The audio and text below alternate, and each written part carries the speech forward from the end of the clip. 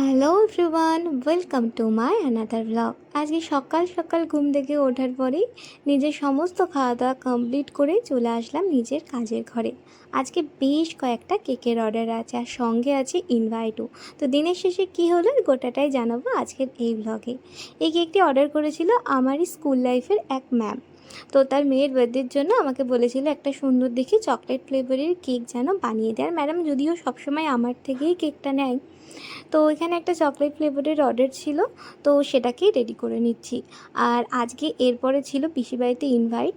তো জানি না কতটা কি ভিডিও ক্লিপ নিতে পেরেছি না পেরেছি, চলো সবটাই তোমাদের সাথে গল্প করতে করতে শেয়ার করি।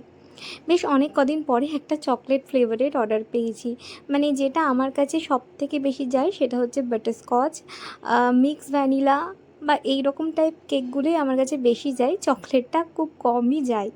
মানে যারা ভালোবাসেন শুধু তারাই চকলেটটা নেন। যাই হোক, আজকে ডেকোরেশনটা একটু ক্রিম ক্রিম করেছি, কারণ ম্যাডামরা একটু বেশি ক্রিম খেতে পছন্দ করে, যেটা আমাকে প্রত্যেকটা কেক নেওয়ার সময় বলে দেয় ক্রিমটা যেন একটু বেশি থাকে।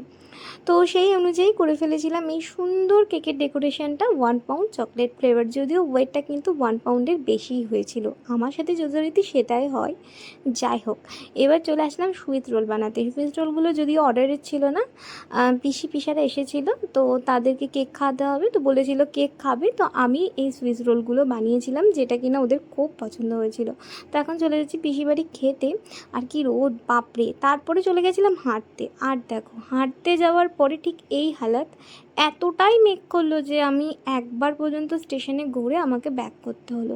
আমি টেলিখানে দৌড়াচ্ছি, আর বাড়ি আসতে না আসতে ঝমঝমিয়ে শুরু করে দিল বৃষ্টি। যদিও এখন বৃষ্টিটাকে খুব মিস করছি, কারণ আজকে খুব গরম। তো বাড়ি এসে যথারীতি খরার সাথে একটু দুষ্টুমি।